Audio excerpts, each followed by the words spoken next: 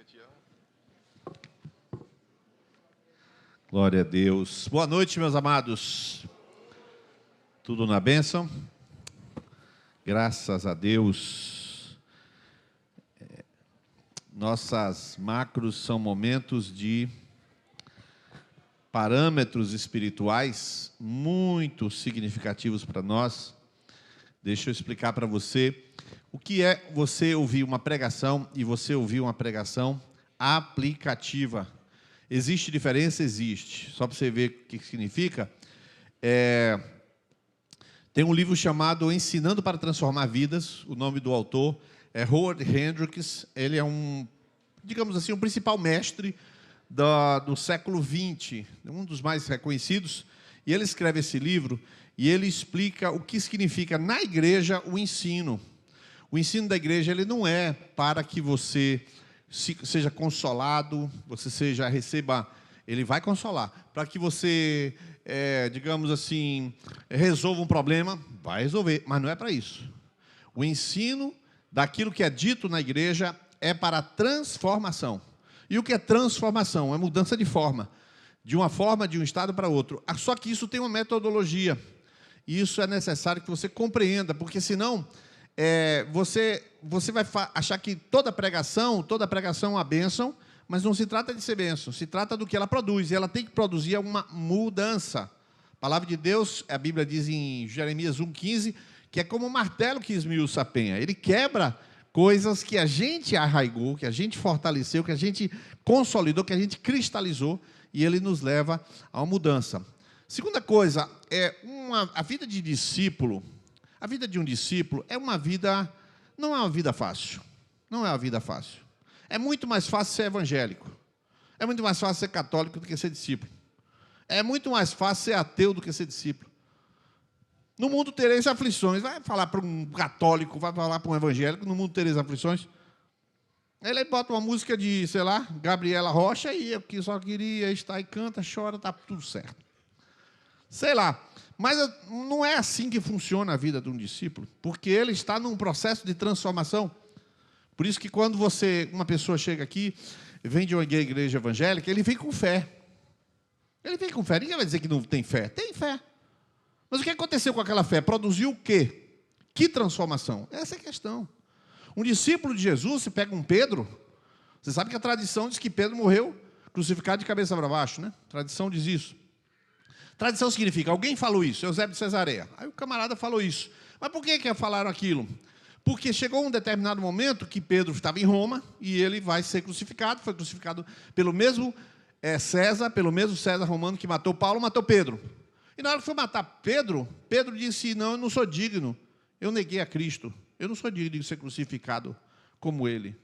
E pediu para ser crucificado de cabeça para baixo. Como é que o cara está na hora da morte e está pensando nisso?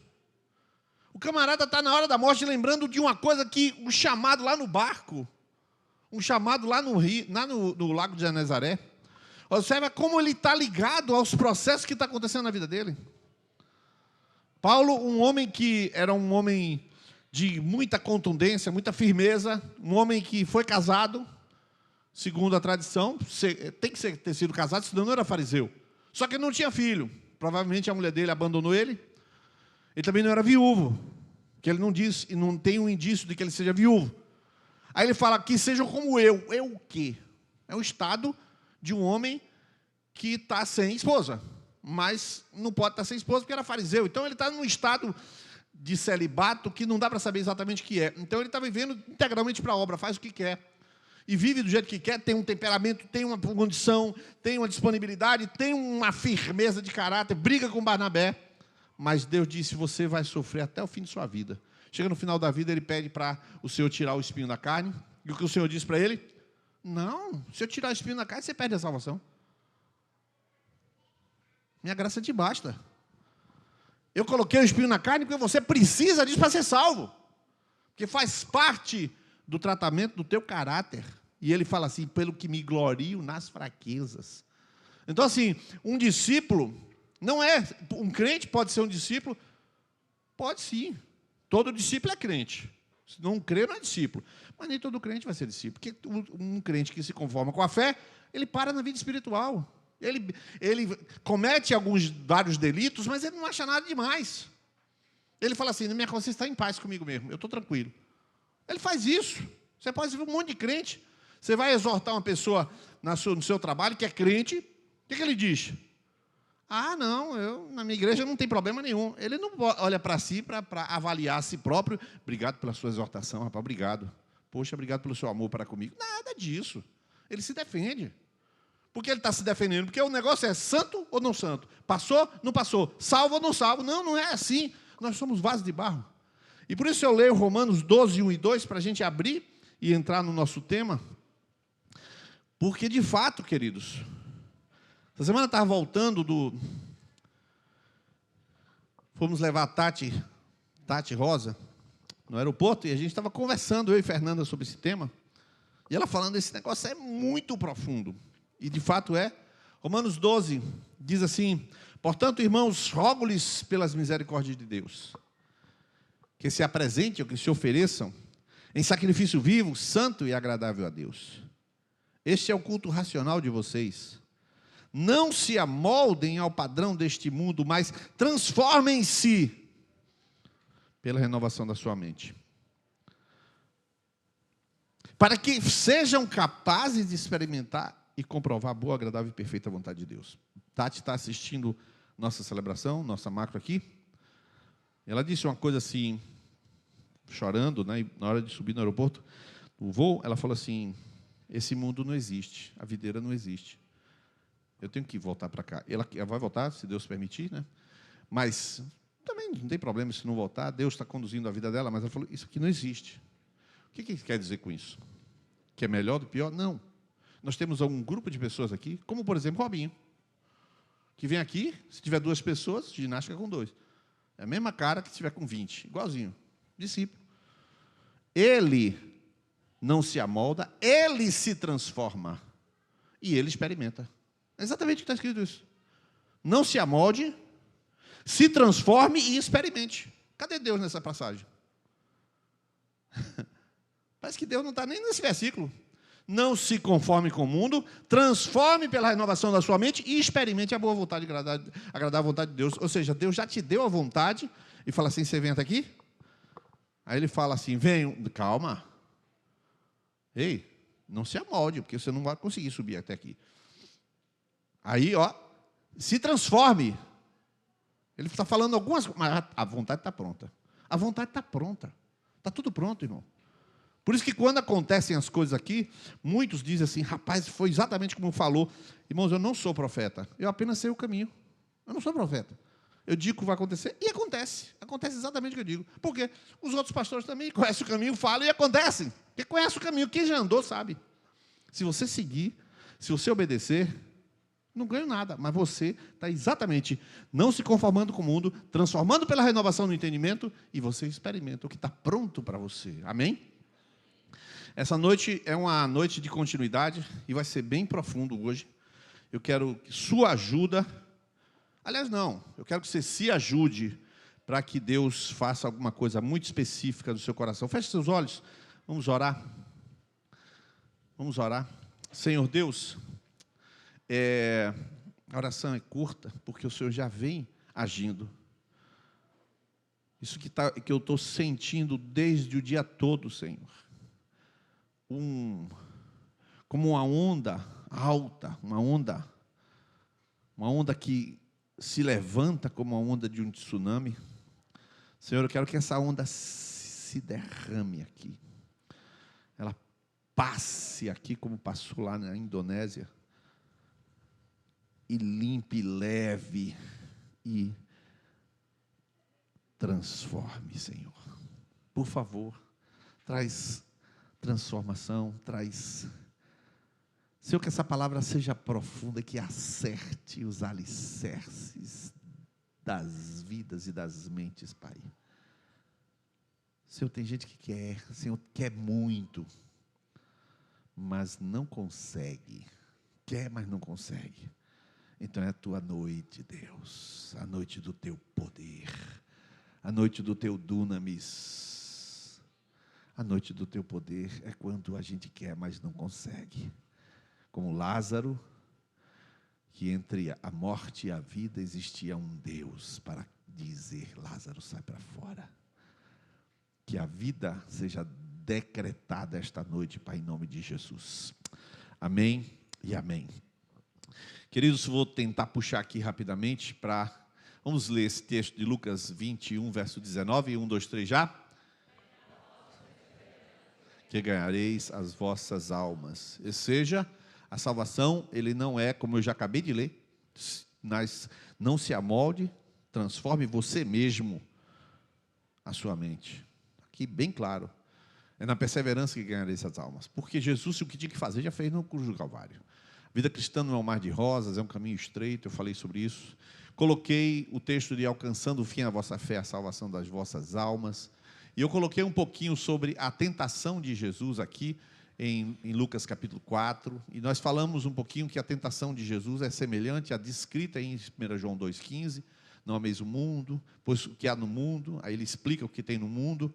E essas três coisas que tem no mundo são exatamente três áreas que atuam também, que são áreas da nossa vida quando nós somos tentados, conforme lemos em Tiago, capítulo 1. E essas palavras, epitimia, e timos e nous, essas três palavras, essas são três áreas da nossa vida, são três áreas de tentação. Agora eu vou falar um pouco mais forte sobre isso. A palavra, alguns poderiam dizer, o que seriam essas palavras? Essas palavras tudo tem na Bíblia, tá? Tudo tem na Bíblia, porque eu não vou para a Bíblia fazer a exegese do texto, eu vou daqui, depois eu chego na Bíblia. Por exemplo, a palavra epitimia é iniquidade. Desculpa, concupiscência, perdão, concupiscência. Concupiscência está cheio de textos no Novo Testamento sobre concupiscência. Concupiscência é o quê? O que é concupiscência? É aquilo que é próprio da natureza humana, que é a inclinação que ele tem, por exemplo, para comer, que tem para o sexo, que tem para qualquer coisa, para falar mal, uma inclinação, a concupiscência da carne, ou seja, tudo que está associado ao que são os seus próprios, a sua própria natureza. A parte da emoção, timos, tem a ver com a parte sentimental, que hoje eu vou me ater a essa parte aí. Uma parte bem complexa. E a outra parte, que é a parte do nous, que é uma parte bem complexa também, essa trata de quê? Trata do entendimento. A Bíblia chama nous de entendimento. Não é fácil definir o que significa o entendimento. Então, ele não é propriamente razão, ele é mais do que razão. É uma razão revelada, é uma palavra, mas vocês vão entender. Então, essas três áreas, agora veja, presta atenção. Os pais da igreja chamavam isso de logismoi. Atente para isso que eu vou falar agora, que isto está a chave da revelação. O que é um logismoi? É um pensamento. Eles chamavam as nossas áreas de tentação de logismoi. Eles chamavam, os pais da igreja significam quem primeiro lidou com perseguição, com o Espírito Santo, com renovação, com avivamento, com os primeiros que viram praticamente Jesus, desde de Policarpo para cá, subindo, Gregório de Nissa, Inácio de Antioquia, Inácio de Lyon, aquela turma do início, que viu o evangelho puro, sem deformação. Irmãos, recente, contei isso para alguns aqui, recente eu tive uma conversa com algumas pessoas, e eu estou falando em código, né, porque está no público, então não dá para eu falar. Eu tive uma conversa com algumas pessoas, em que eles me relataram, aqui em Feira de Santana, eu estou pensando quais as palavras que eu vou usar, uma ação de macumba. Então o senhor trouxe, foi uma ação de bruxaria, perdão, uma ação de bruxaria feita por 5 pastores, matando um boi para atingir um outro pastor, e esse pastor foi atingido. E foi ele que falou para mim. Só que ele contou os detalhes que eu não vou contar aqui, porque também não vai convir fazer isso aqui. E um dos pastores que sentou falou assim: nós temos que fazer alguma coisa. Estou sendo bem reservado para não... A gente pode pensar que as coisas estão bem. O estado do evangelho hoje é um estado caótico. É caótico. Agora eu estava vindo no carro, Fernanda viu, eu liguei, um áudio de um outro pastor que me mandou, falando também dessa situação caótica. Estou falando devagar para não falar o que não deve. E ele dizendo que foi visitar uns companheiros e eles já estavam para desistir do ministério. Está tendo um congresso na CEPAL, eu coloquei nos presbíteros, um congresso na CEPAL agora. A CEPAL deixou de fazer congresso porque houve um anúncio, uma pesquisa do Christian Today, sobre o volume de pastores que estão deixando o ministério no mundo todo. E eu tenho aqui os números, vou ver se eu lembro aqui quais são os números, mas eu vou dizer para vocês aqui o volume de pessoas que estão nessa situação. Não são poucos, deixa eu abrir aqui no presbitério, e eu vou dizer a vocês só os 2 números que importam. O que significa dizer que, se antes você tinha uma pessoa muito preocupada em crescimento espiritual, coisas assim, hoje você tem pessoas abandonando. Olha os números aqui, ó. 40% dos pastores experimentam burnout, que é o estresse total, né? A ruptura por conta disso. Eles estão 2 vezes mais propensos a esse burnout, que você já sabe que é o estresse, a ruptura pelo estresse, do que qualquer pessoa na sociedade. E aí ele começa falando sobre os profissionais de saúde, a quantidade de pessoas que estão vivendo isso, e aí 1 em cada 3 pastores deixa o ministério. 1 em cada 3. Pessoal, 1 em cada 3 pastores deixa o ministério por problema de saúde mental ou emocional. Então, se você tinha naquele tempo da igreja primitiva, 1 em cada 3. Ou seja, temos 6 pastores. Não, esquece. Aqui não. Aqui a gente dá risada no púlpito, não tem problema, né? Mas o que eu quero dizer é que, se essa é a realidade hoje, chegou a esse ponto, a ponto de a CEPAL não tem mais congresso para fazer um retiro para salvar, se os da linha de frente estão assim, os outros estão como? Só que você está sentado aí, você é um discípulo que eu te conheço, você tem vida, você tem obediência, você tem quebrantamento, você está aqui. Essa turma daqui, que começou, dizia o seguinte: todas essas coisas que eu começo a falar, gastrimargia, todas essas coisas que são deformidades, que todo mundo aqui é vítima porque é descendente de Adão. E essas coisas são chamadas de logismoi, são chamadas de pensamentos. Escute isso, uma pessoa que tem a inclinação de comer. Irmãos, eu saí hoje do Atacadão, fui comprar água com gás, que sem água com gás eu não vivo. Aí eu fui comprar água com gás e estava chegando algumas pessoas para comprar. Irmãos, eu não sei como aquela pessoa anda. Anda assim. Você já viu gente assim, né? Por que anda assim, irmão? É doente. Doente de quê? Gastrimagia, uma doença que foi comendo. Chegou uma hora em que agora tem que fazer uma cirurgia bariátrica. Aí faz a cirurgia e come, não para. Por que uma pessoa que fez bariátrica engorda de novo? Porque tem uma doença chamada gastrimagia. Agora, por que ela tem essa doença? Essa aqui é a parte do logismoi. Ela pensa igual. E não vos conformeis com este mundo, mas transformai-vos pela renovação de quê? Da mente. Ela pensa igual. A pessoa é gorda aqui dentro, a pessoa devora aqui dentro. A pessoa vê a mesa de doces e salgadinhos, ela se excita gastricamente. Você sabe que o cérebro, existe um livro que diz que, o título do livro é O Segundo Cérebro. Aqui comanda aqui. Não, aqui comanda aqui. Não. Já não se sabe, a ciência ainda não sabe. Que quem comanda o quê? Se é o sistema... O sistema o quê, Fernanda? O intestino. Se o intestino comanda o cérebro, ou se o cérebro comanda o intestino. Imagina isso. Então, é meio provável que o intestino comande o cérebro mesmo. Come. Porque você não tem comida. Bota na bolsa e a pessoa vai. São pensamentos. A pessoa tem uma mente desse jeito. Aí ela entra na igreja, crê em Jesus, crê que vai ser arrebatada, só para te adora, né, canta, outras músicas novas. Mas a mente está como? Aí agora vem o pior. Agora eu vou te dizer o pior. Isso aqui não é o pior. Existem demônios específicos para estas áreas específicas. Se você tem dúvida disso, você acredita, eu vou falar um texto bíblico, vou citar, todo direitinho. Depois você pesquisa, porque eu não vou ficar parando para dar estudo bíblico, porque o meu estudo está pronto. Você se recorda quando Acabe foi fazer uma guerra, no final do livro de Reis, foi fazer uma guerra contra os filisteus? Josafá foi com ele, e aí Josafá falou assim, vamos consultar o Senhor para saber se nós vamos ou não para a guerra. Aí Acabe falou, chame todos os profetas. Aí Josafá falou, não tem outro profeta, não? Aí Acabe falou, tem Micaías, mas ele nunca fala coisa boa de mim. Não diga isso, rei meu senhor, traga-o aqui. Aí foram chamar Micaías. Aí Micaías recebeu o recado, não diga nada que não seja do agrado do rei. Beleza, vou falar tudo quanto o senhor mandar. Mas quando chegou lá na hora, eu imagino até a cara dele.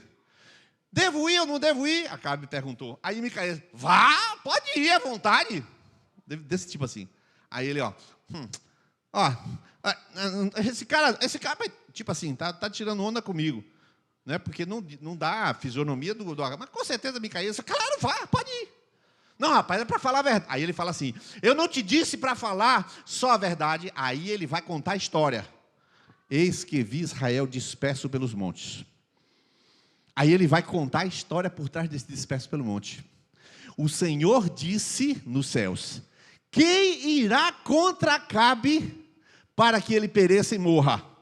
E aí diz lá o texto, vários espíritos se apresentaram. Aí um espírito se apresentou e disse, eu irei e serei um espírito de mentira na boca dos profetas. E o Senhor disse, vá e prospere. Então veio um espírito de mentira na boca dos profetas, e este demônio falou pela boca dos profetas e fez a vontade de Deus. Fez com que Acabe fizesse a vontade de Deus. Só que Micaías contou a história e Acabe foi para a guerra. Era para ele ter dito assim, foi mesmo? Não vou de jeito nenhum. Ele sabia e foi. Porque o demônio atua na doença da pessoa. Porque o demônio atua na doença da pessoa. Acabe quer engano, vai morrer pelo engano, porque a vida dele foi só engano. O demônio atua na doença da pessoa. Essas coisas não são simples. Uma pessoa que está lidando com essas coisas aqui, agora eu entro na porneia. O que é a porneia? Porneia é a luxúria, o espírito de luxúria. E o espírito de luxúria é um dos espíritos que tem atuado. Eu não vou dar o nome dele aqui para não dar ousadia, mas vocês sabem o nome dele, não sabe? O nome daquele demônio que começa com a letra P, PG. Não vou dar o nome dele aqui, não. Mas o demônio está por aí, incitando as pessoas nos mesmos pensamentos. Quais são os pensamentos? Eu coloquei ali. O que é a porneia? Um sujeito, você nasceu, digamos, uma pessoa nasceu aqui com aquele problema gástrico, a tendência de comer. Ele vai ter que se curar. Aquele que nasceu com a tendência mesmo. É tendência mesmo. A mente só pensa nisso. De ter. E obter segurança tendo. É a posse, a ganância, ou a avareza, que é o nome correto. Ele vai ter que se curar. Se converteu, está com o mesmo pensamento. Aí vem um para a igreja. E desculpa falar, queridos, eu já falei que vocês que ia ser de alto, ia puxar a régua para cima. É uma das coisas mais comuns na igreja. É esse demônio da luxúria. O sujeito entra aqui na igreja, viciado em pornografia. Irmãos, crianças estão recebendo, vocês sabem disso, pais, os vídeos. Crianças o quê, rapaz? Crianças novas recebendo vídeos de pornografia nos seus WhatsApp, que os pais, de algum modo, não sei como é que é, estão lá. Você sai para o culto, deixa o celular na mão dele. O vídeo chega. O que acontece quando o vídeo chega? Preste atenção. O sexo foi criado por Deus. Ele dotou a vagina e o pênis de terminações nervosas que, quando o pênis ele passa na mucosa, ele captura sinais elétricos e os transforma e são chamados de prazer, eles liberam prazer, e idem para o caso da mulher. Igual, homem e mulher. Captura sensações. Quem fez isso? Deus. Mas o sexo?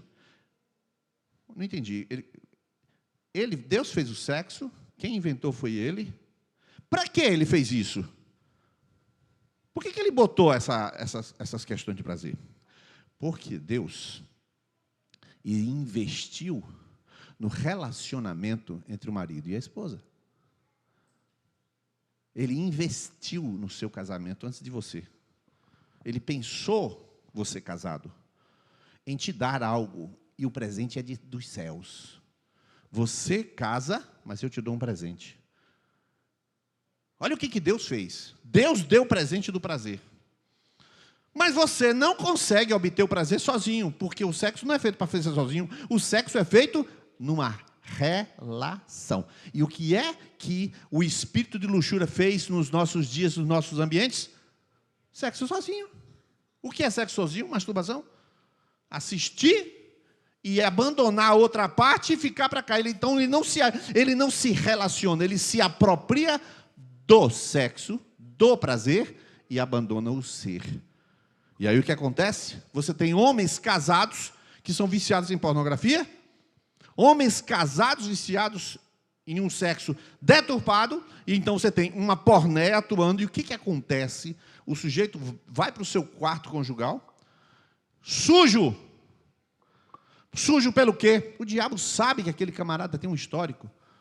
Aquela pessoa, aquela mulher tem um histórico. E aquela sujeira, ele entra naquele quarto e Hebreus 13:4, venerado seja entre vós o leito sem mácula. Ele leva a mácula para cima do leito. Quem faz isso? A doença do camarada que ele vem trazendo por conta do pecado que ele conheceu antes de conhecer Jesus. Ele conhece Jesus e a doença está lá.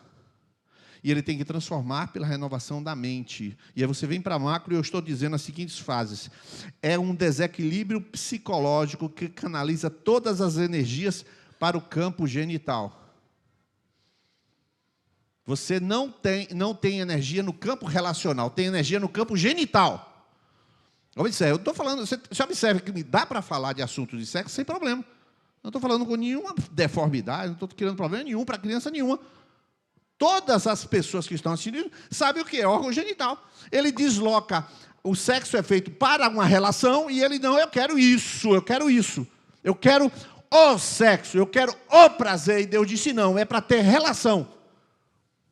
O sexo é na relação.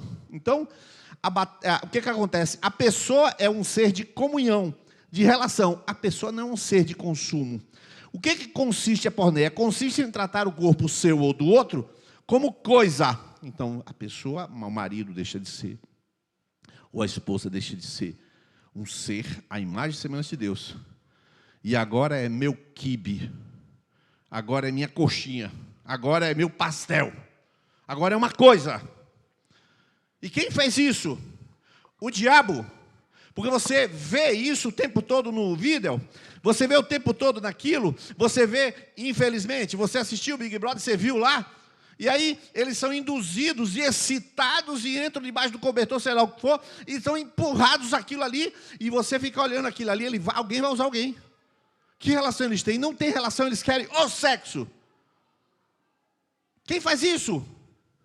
Satanás controlando a mente das pessoas. São todos que têm essa mente? Não, claro que não.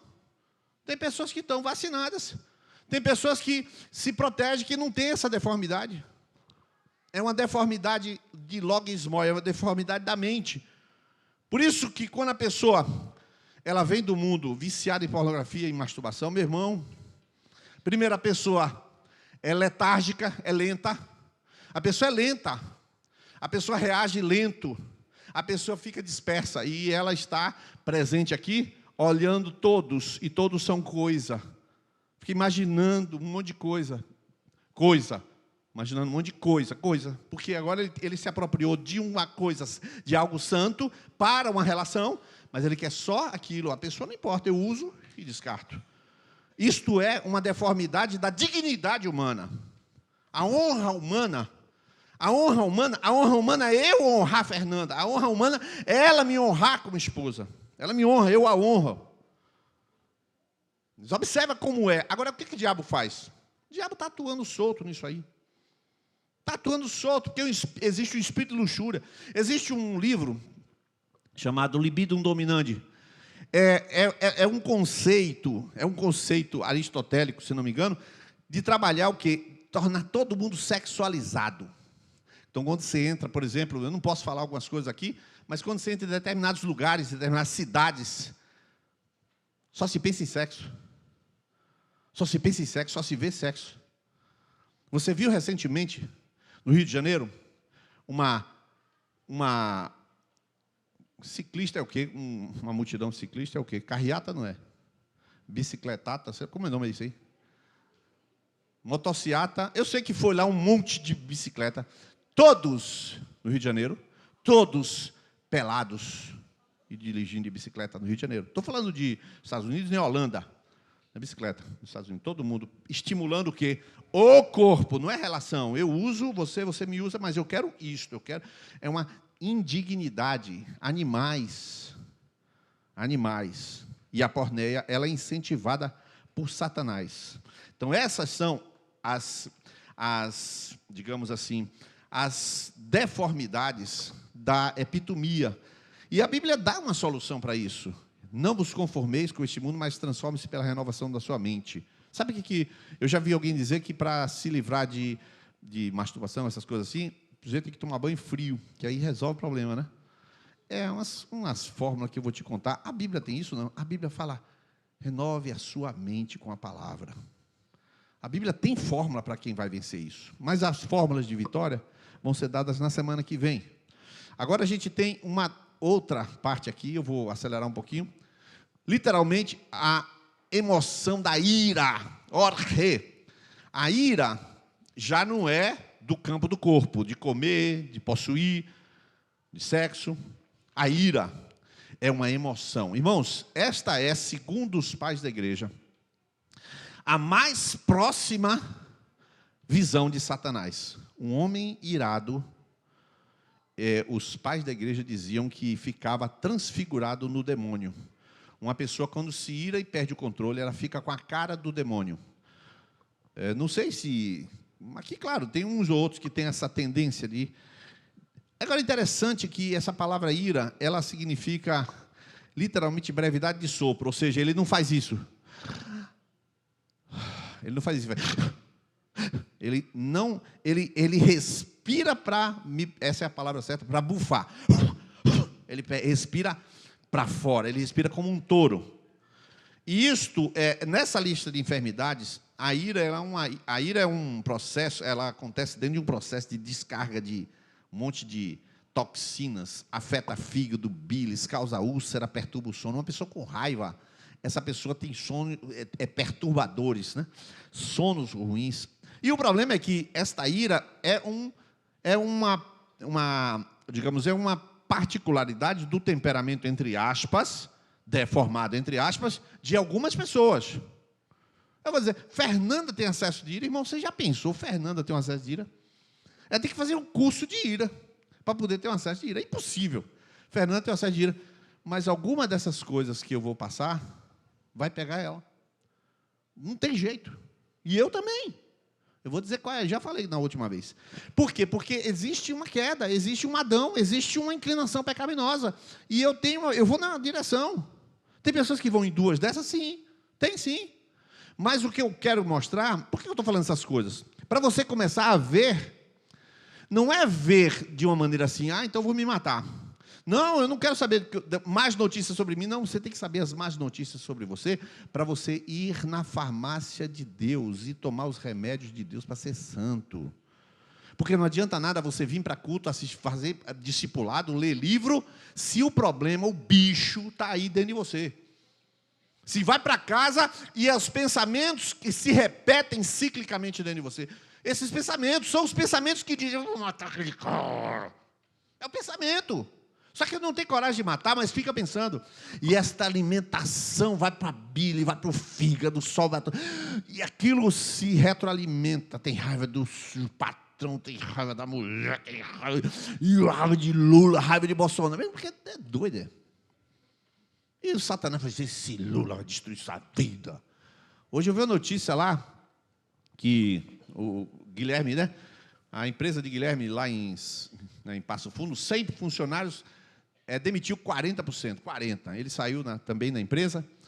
E ele estava falando que tem uma empresa enorme, John Deere, que deu férias, que não é nem férias, é o nome, é outro nome, por 90 dias.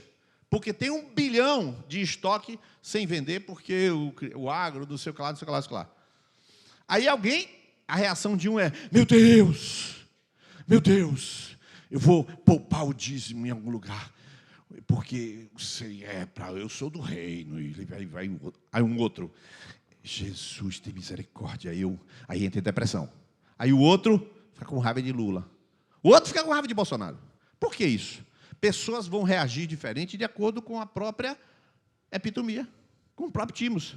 Vai acontecer do diabo saber tentar você diferente do outro. Ele vai jogar um pensamento para você que é próprio da sua natureza, ficar com raiva de Lula.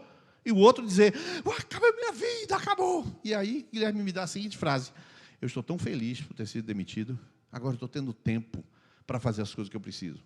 Vai entender. O diabo não consegue espaço com esse tipo de tentação com o Guilherme, não vai de jeito nenhum. Mas a Bíblia trata essas questões sobre aquele que está envolvido com a ira. Uma das dificuldades, diz Evagrio, é aceitar o outro, permitir que o outro não corresponda às minhas exigências. Deixa eu falar uma coisa para você. Quem tem ira, e presta atenção, aqui tem gente que tem ira. A ira é sua tendência.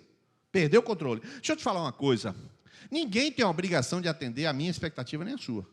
Todo mundo é livre. Todo mundo é livre para fazer besteira. Não deve nada a você, nem a mim. Todo mundo é livre para fazer besteira, não deve a você. Mas é meu filho, mas ele não é obrigado. Você não é o Deus dele. Ele pensa por si. Não tem jeito. Mas só que a ira... Então o problema não está no filho, está na ira. Está na falta de aceitação do outro. Essa aí é a palavra de Evagrio. Cada pessoa é única. Irmãos, louva a Deus. Né? Eu sou muito parecido com o Fernando, vocês sabem disso, né? Mas a mulher é linda. Vocês viram aquela dirigindo? Uma mulher linda. Irmãos, como é que duas pessoas tão diferentes como eu e Fernanda vai dar certo? Fala, exatamente porque é diferente que dá certo. Eu aceito a diferença dela e ela aceita a diferença minha. Não tem nada a ver com a diferença, e sim com a aceitação da diferença. E quem tem ira não aceita. É interessante, né? Moisés e Jesus são 2 exemplos, né? Coloquei aqui eu coloquei Moisés e Jesus são 2 exemplos de pessoas que têm grande força. Moisés tinha muita força, matou um egípcio e tal. Ele não entrou na terra porque se precipitou, porque tinha ira. Ele não controlou a ira dele, rumou lá na rocha e perdeu. Se ele tivesse controlado, tinha entrado na terra. Era um homem cheio de ira. A virtude do Espírito Santo era a mansidão, mas quando ele perdeu a mansidão, perdeu a terra. Então, a ira é um problema sério. Agora, vem aqui, esses 2 últimos aqui, que eu acho que só vai dar para chegar até aqui, esses 2 aqui. Esse daqui, que é, irmãos, os antigos chamavam a tristeza de Lüpe. Deixa eu falar uma coisa. Como o mundo está dando lugar à tristeza hoje em dia. Como eu vejo pessoas perdendo o elan, perdendo a vontade de acreditar de novo. Frequentam a igreja, tem uma decepção, Satanás aparece na sua casa, sabe qual é o logisboy daquela pessoa e diz para ela assim, alguma igreja presta? Aí a pessoa, nenhuma igreja presta mesmo. Pastor, tudo é igual. E ela, por que ela faz isso? É igual? Claro que não é igual. Mas o que faz? Porque alimenta a autocomiseração. E por que nem todos têm essa autocomiseração? Porque nem todos têm o mesmo logisboy, ninguém todos têm a mesma fraqueza. Alguns têm fraqueza, então eles ficam. Como é que está? Está tudo bem, está pela graça. Parece até espiritual, né? Só que é satânico. É só de Satã, só dele. Logisboy, pela graça. Fecha o olho assim, bota a mão assim, né? Que é uma mão santa, né? Assim. Conversa, irmão. Satanás foi no âmago da tristeza que ela quer sentir e fica ressentindo. E aí aquela tristeza, em certa medida, produz uma frustração, né? E a pessoa se ofende. Engraçado, quando alguém ofende alguém que tem essa inclinação, ela gosta de não perdoar porque gosta de sentir raiva, gosta de sentir amargura, e demora 4 meses. Não foi fácil. Eu é que sei o que eu estou sentindo. Já ouviu alguém falar isso? Já ouviu alguém falar? É o que você falou, né? Sei. Mas assim, quando ela diz eu é que sei, está fazendo o jogo do logismos de Satanás, que chegou na cara, no seu ouvido e falou: quem te entende? Ou melhor, ele não fala quem te entende, ele fala assim: quem me entende? Aí você, quem me entende? Aquela expressão foi satânica, é um logismoi maligno. Quem me entende? Ninguém me entende. Não, você não vai me entender. Só Jesus me entende. E fica naquela força. Essa tristeza. Irmãos, você sabe que tristeza é importante para todo mundo? Coloquei ali, ó. A tristeza, em certa medida, produz uma frustração boa, que nos leva a aprofundar o desejo de que o infinito pode preencher. O que é isso? Existem, aliás, a vida é cheia de decepções, de coisas que você esperava e que não devia esperar. Eu tinha certeza que ia ser promovido. De onde você tinha essa certeza? Não, eu tinha certeza que Deus... De onde você tirou essa certeza? Não era certeza, era desejo, você chamou de certeza? Aí ele se decepciona, porque não foi promovido, e fica triste. Aí ele vem para aqui, para a macro, e a macro, ou o conselho, ou o discipulado. Aí, nesta hora, vem uma palavra para você. Minha querida, você está esperando que Deus seja seu gênio da lâmpada? E aí vai desmontando aquela frustração falsa. Que aquilo era falso. Aquilo era um lipe. A pessoa quer aquele logismoi para poder remoer e ficar, né? Então, nessa hora que fala, rapaz, agradeça a HI, vem a palavra, não tem jeito. Em tudo dai graças. Todas as coisas que operam para bem naqueles que amam a Deus. O Senhor sabe o que é melhor para você. Aí a palavra de Deus vem empurrando esse demônio. Sai, rapaz, dê graças ao Senhor. E a pessoa, mas eu vejo que muita gente demora, irmão, nessa tristeza. Estou falando aqui, ó. Estou falando aqui, como pastor. Vigie sobre isso. Pense se você gosta de remoer antigas mágoas. Quem é que está te ajudando a remoer? O capiroto. A Bíblia fala claramente em tudo, dai graças, mas... Agora eu vou entrar nessa que é o miolo mais difícil, não sei nem se Deus vai me dar graça. Eu nunca falei sobre isso, mas eu vou falar agora. Irmãos, aliás, eu vou ler primeiro essa frase aqui, de Santo Agostinho. Diz assim: Senhor, fizeste-nos para ti, e o nosso coração não descansará enquanto não repousar em ti. Olha a força que Agostinho de Hipona escreveu. Ele sabe que filho vai decepcionar. Por quê? Porque você não espere. Acabou a decepção, não é só não esperar. Mas tudo bem, esperou. Mesmo assim, a decepção vai te levar para Jesus, vai te levar para a gratidão, vai te levar para a oração, vai te levar, né? Como diz aí, pois quem é que te faz sobressair? E que tu tens que não tenhas recebido? Esse versículo bíblico, para poder eu entrar nessa parte aqui, nessa parte mais importante, na assídia. Preciso entrar logo nisso aqui. Irmãos, este é chamado, olha só, é chamado o demônio do meio-dia. Não, a gente não chama, certo? Mas eles chamavam. Você se lembra daquele versículo que diz assim: aquele que habita no esconderijo do Altíssimo, a sombra do Onipotente, descansará à direita do Senhor, meu Deus, meu refúgio e fortaleza, nele conferei, pois ele se livrará do baço passarinheiro e da peste perniciosa, ele te cobrirá com as suas asas, debaixo das suas asas estarás seguro, a verdade é escudo e broquel, não temerás espanto noturno, nem...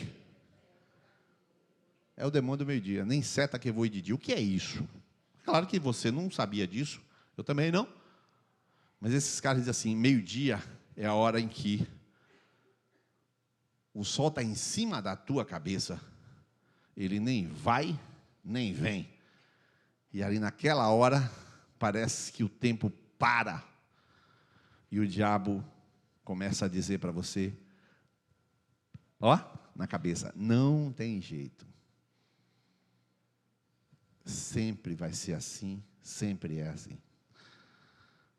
E este sentimento de falta de esperança, porque tristeza que você tem com alguma coisa, chama-se lupe.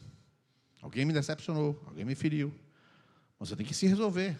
Perdi alguma coisa, você tem que se resolver. Tem que agradecer a Deus por aquilo que aconteceu. Mas e quando você perdeu a vontade de viver? E quando você perdeu a esperança? E quando você perdeu a razão de ser? Você não perdeu o celular, você não perdeu o filho, você não perdeu o emprego. Você perdeu a vontade, você perdeu a energia, você perdeu a capacidade de se levantar de novo. Sentimento de tédio, falta de energia. E, infelizmente, a assídia é o mal de nosso tempo. Irmãos, olha, estou sendo muito cuidadoso. Está tudo escrito aqui, ó. Fui eu que escrevi. Escrevi tudo aqui. Mas, estou sendo cuidadoso.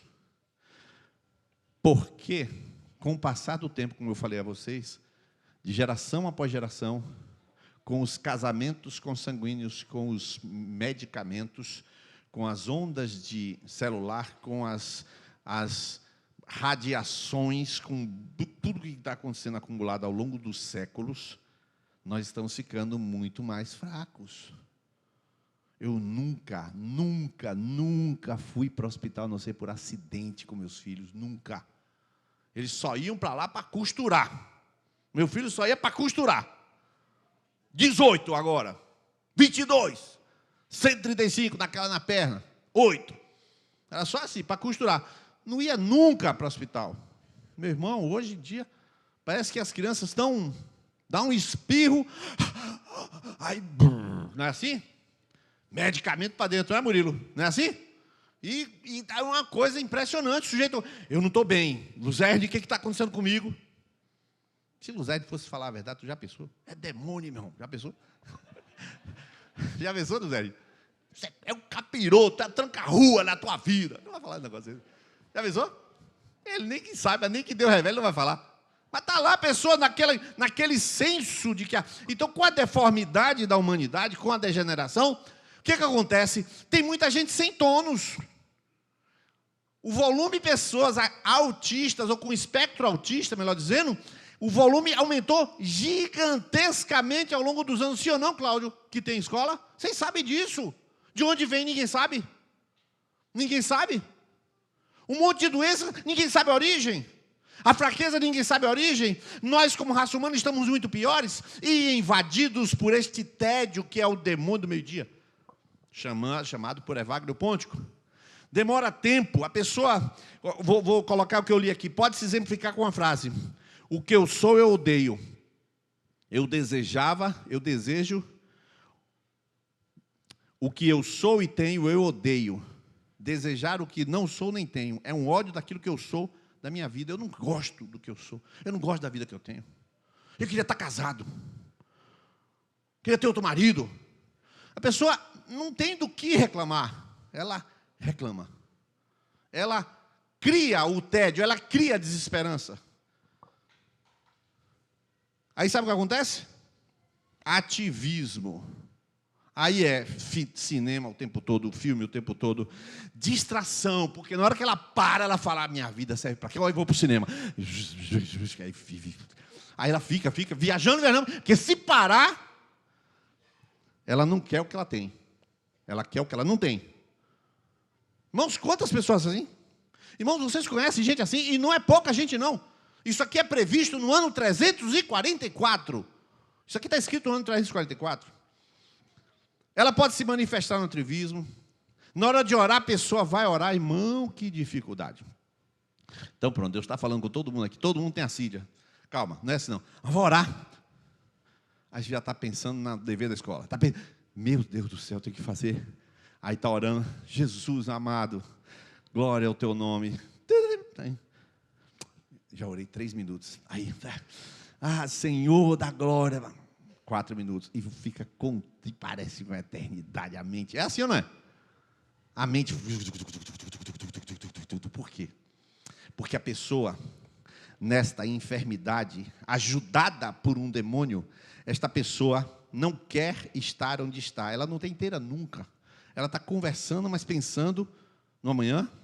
Ela está pensando em acabar logo aquela conversa, porque ela não quer ficar aquela conversa, porque ela nunca quer no onde está, nunca quer. Né? E aí, quando ela trabalha, ela prefere não fazer nada. Chega no trabalho que, rapaz, que saco, hoje está tão chato, né, rapaz? Parece que o dia não passa.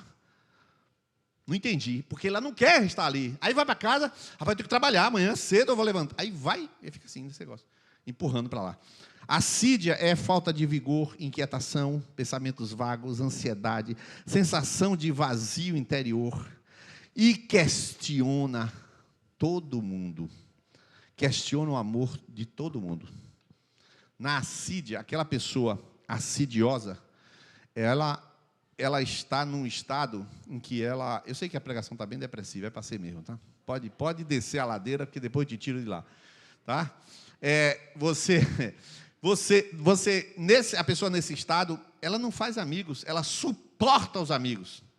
Momento de compartilhamento. Compartilhamento. Compartilhar o quê? Tem alguma coisa para falar? Tenho. O quê? Nada. Pronto, falou. Nada. Né? Não tem nada para falar. Ela não quer falar. Ela não quer estar ali. Mas quando está cá, ela vai. Se tu não quer, por que foi? Porque ela não consegue estar onde está. Então, se ela está lá, não quer. Se está aqui, não quer. É assim mesmo. Meus irmãos, quanto doido tem? Não, não é. É quantos assidiosos, alimentados e ajudados por Satanás, através de demônios específicos da Síria. Por isso esses caras dizem que ele chamava de monge, tá? Porque esses caras já estavam no deserto. O monge que vence a Síria, vence qualquer coisa. Mas vai piorar agora. Vai piorar agora. Irmãos, a tristeza da falta de depressão e a falta de esperança e falta de possibilidade empurra a pessoa para a depressão. Empurra para a depressão. E eu quero falar de uma pessoa chamada Charles Spurgeon. Alguém já ouviu falar em Charles Spurgeon? Todo mundo. Meus irmãos, eu vou ler algumas frases de Charles Spurgeon. Olha a frase de Charles Spurgeon. Ele fez algumas coisinhas, não foi? Tem um devocional de Charles Spurgeon, tem umas pregações de Charles Spurgeon. Tem um monte de pensamento de Charles Spurgeon, e tem alguns aqui que eu trouxe para você. Sou alvo de depressões de espírito tão assustadoras que espero que nenhum de vocês jamais tenha que passar por tais extremos de desgraça. Aí ele diz: cuidamos de doenças do corpo muito prontamente. Elas são muito dolorosas, para nos permitir dormir em silêncio. E logo nos impelem a procurar um médico ou um cirurgião para nos curar. Oh, quem dera fôssemos assim, tão atentos em relação às mais sérias feridas de nosso homem interior.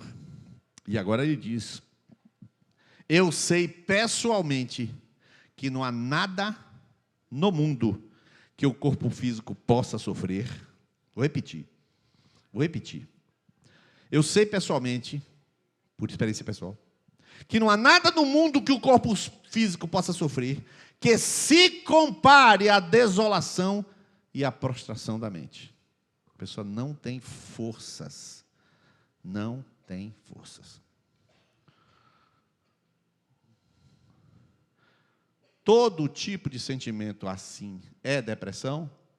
Não, é estado depressivo. Pode ser depressão ou estado depressivo. Pode ser uma assídia em que você entrou num pensamento cíclico maligno. A vida não tem mais jeito. E a depressão, ou a assídia, ela leva a pessoa, induz a pessoa. Não é a assídia. É o demônio que está no quarto da pessoa assidiosa, que entra e se apresenta e diz: a vida não tem mais jeito, porque isso não é vida para se viver. A pessoa que sofre de gastroenterite, ela tem uma compulsão para comer. E a pessoa que está atormentada na assídia? Ela não tem desejo de nada. O diabo falou, não adianta. Ninguém te ama. E a pessoa está pensando, ninguém me ama. Ninguém me ligou. Ninguém veio me visitar. E vai. Irmãos, por que eu estou falando disso de forma tão contundente? Porque esse caso não é meu. Esse caso é de Spurgeon. E Spurgeon diz o seguinte, o que aprendemos com este ponto pior de todos, pastor, assim, que mais faz sofrer é a assídia, ou seja, a tristeza com motivo e a tristeza sem motivo, que é a assídia. Ele diz assim, as lições que ele ensina, os cristãos, lição número 1, são mais verdadeiros, os cristãos mais verdadeiros podem experimentar depressão e desejar morrer. E aí ele diz, somos a mistura de contradições mais estranhas jamais conhecida. Nunca seremos capazes de entender a nós mesmos. Mas você vai ter que lidar com você mesmo sem entender. Porque Jesus te ama. Porque o Espírito Santo está dentro de você. E o Espírito Santo tem um propósito para você. Ele vai completar a boa obra que começou em sua vida. Só que você está no pacote com um carro com o pneu furado. E você faz o quê? Anda. Mas está sem vontade, anda sem vontade. Eu vou ficar em casa, eu não vou. Vai arrastando. Você fala assim, o Espírito se levanta, você bota uma corda em você. Vem, descarado, tu vai para a conexão, vem. E tu puxa para a conexão. Eita aí, rapaz, tu vai ficar na conexão. Por quê? Porque se você ficar lá, a pessoa que ficou não queria ficar. E a pessoa que vai não quer ir. Ou seja, doença. E o que você faz? Você enfrenta isso. Irmãos, me ajude, porque eu estou aqui, mas não quero estar aqui. O que eu faço? Nada. Fique, que a gente te ama. E ela insiste, feito Spurgeon. Permanece, feito Spurgeon. Repete a permanência, feito Spurgeon. Serve com a depressão. Serve com a dor. Serve com o desejo. E se humilha com o desejo. Você está querendo ou está ouvindo? Não, você não está querendo porque você é discípulo, que eu lhe conheço. Mas o que você está ouvindo é evangelho que lhe dá uma pílula para você sair voando feito super-homem. Não vai acontecer. Você não vai se livrar dessas coisas. É até o final da vida feito Spurgeon. Porque isto é bíblico. De sorte que eu tenho prazer nas fraquezas. Como? Porque Deus falou comigo, minha graça te basta. Deus não disse eu tiro, Deus disse a minha graça te basta. Deus deu outro pensamento para ele. Deus não deu um remédio, uma anestesia, Deus deu um pensamento novo. E ele olha a luta e ele diz, eu quero, vem para cá, no peito, dói. E como é que tu aceita? Porque dor faz parte da vida. É desse jeito, irmão. Dor faz parte da vida. Se você não sangrou, não viveu. Se você não foi ferido, não viveu. Se não foi traído, não viveu. Se não se decepcionou, não viveu. Que se você amou, você apanhou. Se você amou, foi ferido. Vou repetir, se você amou, foi ferido. Mais vale amar porque eu fui amado do que me proteger. Porque aquele que me amou não se protegeu. Segunda coisa, os cristãos mais verdadeiros podem fazer coisas tolas. Para um crente corajoso, tremer frente à morte, diz Spurgeon, é estranho. Mas nós somos criaturas mesmo muito estranhas. Não há um homem aqui que não é tolo às vezes. Certamente aquele que está no púlpito tem precedência. Espera aí, velho. Esse aqui eu vou pular. Ponto. Oxe, eu botei aqui, eu não li esse 3. Eu tinha certeza que... Mas o rapaz que está no púlpito vos falando agora é gente boa. Aí está aqui escrito. Não. Aí, certamente aquele que está no púlpito tem precedência a todos vocês a esse respeito. Ele me chamou de tolo na cara de vocês. Vocês viram aqui, né? Não há um que não seja tolo. Niles é tolo. Ele falou claramente aqui. Tem aqui no grego aqui, Niles, tolo. Todo mundo é tolo. Todo mundo é bobo. Todo mundo se defende. Todo mundo é igual. E a gente não se entende. Fazemos bobagem. Quem não solta pum na hora errada aqui? Pelo amor de Deus, irmão. Ninguém, né? Tá. 3. Lição 3. Temos de ter muito cuidado antes de julgar alguém. que tenta superar misérias. Meu Deus, meu Deus, meu Deus. Meu Deus. Meu Deus. Meu Deus. Rapaz, esse Spurgeon, meu Jesus. Temos de ter muito cuidado antes de julgar alguém que tenta superar misérias que nós mesmos nunca experimentamos. Você já foi preso por pornografia? Então quem não foi preso não pode dizer assim, mas esse cara é um fraco. Não pode, você nunca experimentou. E diz Charles Haddon Spurgeon, precisamos somente ser encurralados como Elias foi, e a nossa insensatez será descoberta como foi a dele. Ele deveria ter orado para viver, mas orou para morrer. No momento da aprovação, você também será tão fraco quanto os outros homens. Não, queridos, não é tomar um comprimido de heroísmo, é tomar um comprimido de realismo. Eu sei quem eu sou, mas a graça de Deus vai me fazer vencer e chegar em triunfo. Quarta coisa, antes de terminar, falta só a quinta. O cristão que experimenta a dúvida não é abandonado por Deus. E diz Spurgeon, ninguém duvida de que Elias era um filho de Deus. Ninguém questiona o fato de que Deus o amava, mesmo quando ele se sentou desfalecido debaixo de um zimbro. Ainda que sob o arbusto, nós e Elias tenhamos queridas paixões que Deus não aprova, o Senhor não abandonou Elias e não abandonará você. Eu estou falando da Assíria, estou falando da pornéia, estou falando dessas coisas. Você vai diante do Senhor e você descobre que Ele te ama mais ainda, porque agora Ele botou um espelho para você ver você, e o que muda? Nada! Muda que você vê mais ainda o amor de Deus por você. Quinta coisa e última, diz Spurgeon, somos o que somos pela graça de Deus. Essa cena nos lembra que, diz Spurgeon, Elias não era forte por natureza, mas apenas na força transmitida a ele por Deus, de modo que quando a força divina se foi embora, ele não era mais do que ninguém. Ele falhou como todo o povo de Deus falha. Eu escassamente conheço alguma exceção em todas as biografias do Antigo e do Novo Testamento. Meus irmãos, eu tenho que encerrar, mas nós estamos diante de uma realidade que o Senhor nos apresenta. Deixa eu passar aqui, aqui, não, até aqui. Aqui diz o Spurgeon, né? Eu botei ali, ocupar-se de tarefas simples. Deixa eu falar para você, que vive estado depressivo, ou vive depressão, ou vive a assídia, o demônio da assídia falando com você. Deixa eu falar o que Spurgeon, o que confirma, e o que principalmente Evagrio Pontico e João Cassiano, no ano 300, no século IV, já diziam, você só tem uma solução para você enfrentar esse demônio. Primeiro, renovar sua mente, e Fernanda vai falar sobre isso.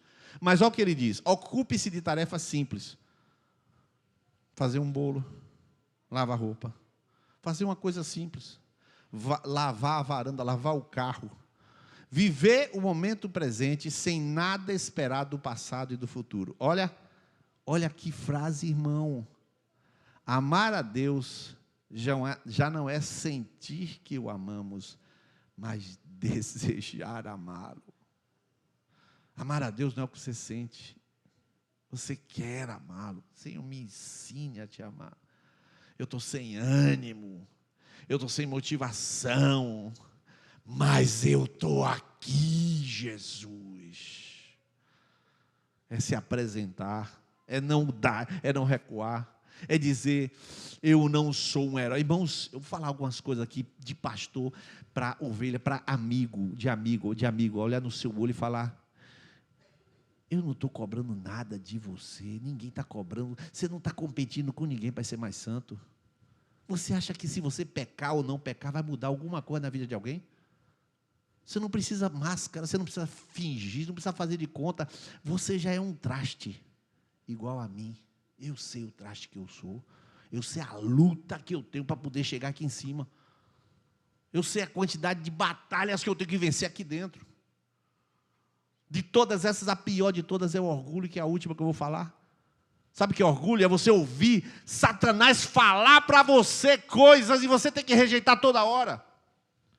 Ele fica falando como se eu estivesse falando e eu parece que estou louco. Eu estou falando com você e Satanás está interferindo no meu pensamento e eu não sei se é eu pensando ou é ele falando.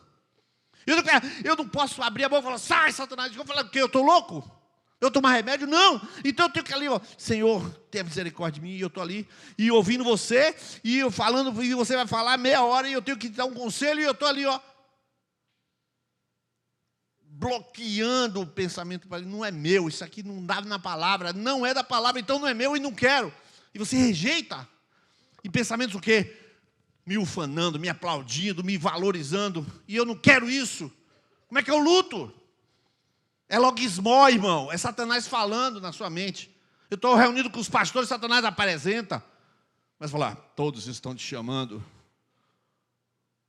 O cão entrando nas minhas reuniões, entrando nas minhas conversas, me falando comigo. E eu carrego esse traste aqui, para poder subir aqui e falar. Eu sou isso aqui. Deus vai ter que usar isso. Só tem isso, meu irmão. Só tem isso. Eu sei que eu vou pregar, posso estar como estou, mas eu vou ter que subir aqui e dizer, Senhor, tenha misericórdia de mim, porque eu preciso do que eu estou falando. Eu estou lendo essas coisas e essas coisas me corroendo por dentro para eu depender mais, orar mais, ser mais humilde. Fernanda vai concluir na semana que vem. Mas eu quero ficar assim em pé agora. Eu não sei o que você quer fazer agora, mas eu tenho vontade de clamar a misericórdia do Senhor. Eu não sei se você tem essa vontade de clamar, mas eu quero, irmãos, você sabe uma das coisas que a gente, nesse processo de discipulado desses pastores aqui, esses homens de Deus, esses homens que você olha a vida deles, a família deles, são homens íntegros, idôneos, homens de palavra, homens de caráter, homens de respeito. Todos esses aqui, presbitério aqui, não tem ninguém aqui em cima do muro, todo mundo íntegro. E uma das coisas mais difíceis para a gente dialogar com esses homens no discipulado é justamente ensinar a ouvir o Espírito Santo. É difícil ouvir o Espírito Santo. Eu estou aqui, eu falei, não, vamos ficar em pé, não sei o que eu vou orar, mas eu sei o que eu vou orar. Na hora que eu levantei aqui, eu já sei o que eu vou orar. Eu sei. E você vai tomar uma atitude hoje. Todas as pessoas, você pode vir aqui, dobrar o joelho onde você estiver. Todas as pessoas que estão terceirizando culpa. Está reclamando de marido, está reclamando do pastor, reclamando do líder. Está dizendo que a mulher não me atende, que meu marido não... Tarará, ele terceirizando. Você está fazendo o jogo de Satanás. A conversa do Espírito Santo é com você. Ele pegou você agora. E você só é responsável por você. Pelo que tem dentro de você. E é a hora de você clamar por misericórdia por sua vida e abandonar tudo que você vive exigindo da vida, das pessoas, de marido, de esposa, de não sei o quê, não sei o quê, não sei o quê. Eu queria que hoje você tomasse uma atitude. Você vai dizer, Senhor, eu sou enfermo e eu preciso da tua graça, como Elias precisava. Quando acabou de vencer os profetas, foi onde ele caiu. Senhor, eu preciso de tua graça. Eu quero que você, essa noite, abandone todo o mundo à sua volta e entre dentro de você com Jesus que te ama e que te conhece. E clame a Ele por misericórdia. Faça o que você quiser, venha à frente, dobre seu joelho. Se vocês puderem apagar as luzes, eu não vou mais sair daqui dessa posição e eu vou orar. Olha, vou falar uma coisa que eu estou de olhos fechados. Não invente de ter pressa. Não vai demorar, mas não invente de ter pressa. Sabe o que é pressa? Você com o olho aberto, eu não sei porque eu estou de olho fechado. É truque para fugir de você se encontrar com você mesmo e falar a verdade. Deus, eu preciso de ti, Jesus. Isto é o que você vai fazer agora, Jesus. Tenha misericórdia da minha vida, do meu coração enfermo. Preciso de Ti, porque eu não vou chegar ao final da jornada sem a Tua graça sobre a minha vida. Jesus, eu vou chegar porque o Senhor não vai me abandonar. Eu quero que você faça essa oração agora, nesse momento, onde você estiver, aqui na frente, no lugar, dobrado de joelho, com as mãos para cima. Jesus querido, Senhor, se a gente fosse um dos 12, a gente te abandonaria sim, porque aqueles lá são nós, cheios de promessas, mas fracassaram, cheios de garantias, mas desistiram.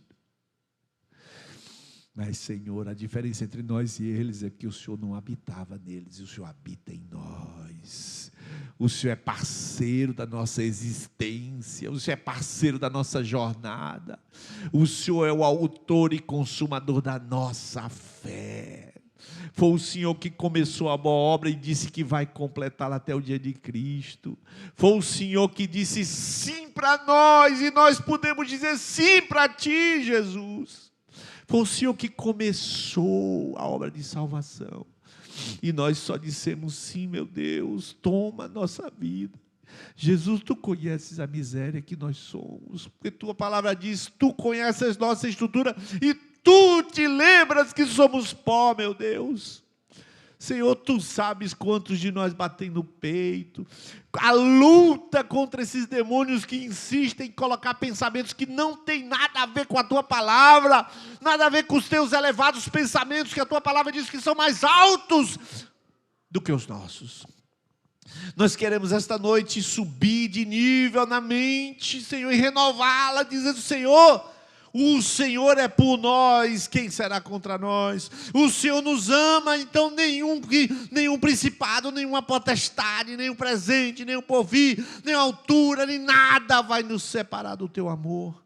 E, Senhor, nós precisamos desse amor que nos transforma, desta graça, Senhor, para poder superar uma coisa que Adão nos legou, Adão nos entregou, esta inclinação para o pior de nós, mas o Senhor pode extrair o melhor de nós, que vem, Senhor, desta graça que nos acolhe, desta graça que nos aceita, desta graça que nos levanta, desta graça que nos orienta, desta graça que nos ensina. Meu Deus, nós queremos pedir perdão ao Senhor por culpar o homem, por culpar a mulher, culpar o filho, culpar o mundo, culpar as coisas, Senhor, tirando os olhos de nós mesmos e deixando-nos nos apresentar diante da cruz. Nós estamos aqui, Senhor, diante da cruz, diante de Ti, Jesus. Nós estamos dizendo, somos isso que somos. E o Senhor é nosso Pai, o Senhor é nosso Deus. Senhor, toma a nossa vida. Senhor, toma este rebanho, eu peço por fim, Jesus. Toma cada um. Senhor, conduza, Espírito Santo. Tu conduziste, bom Espírito, no deserto. Tu conduziste na Babilônia. Tu conduziste trazendo de volta para a terra prometida. Conduza o Teu povo à santidade. Conduza, Senhor, para que as máscaras caiam, para que os pecados sejam desfeitos e desmontados, para que a meia-verdade vire uma mentira inteira e seja desfeita esta mentira inteira, para que a verdade se estabeleça na vida de cada um, para que a integridade seja real, para que não sejam enfeitiçados por um evangelho falso, meu Deus. Eu peço que o Senhor os proteja, não peço que os tires do mundo, mas que os guarde do maligno, meu Deus. Guarda do maligno, guarda da vaidade, guarda dos sentimentos, guarda, Senhor, da assídia, guarda da ira, guarda, meu Deus, de cada uma dessas coisas que tão de perto nos rodeia. Tenha misericórdia de nossa vida, Senhor, e nós nos apresentamos diante de Ti, como Teus filhos, e muito obrigado por ser o nosso Pai, muito obrigado. Abba, Pai, Abba, Pai. Aleluia, aleluia, aleluia.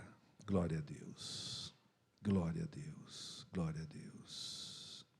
A um coração quebrantado e contrito não desprezarás, ó Deus.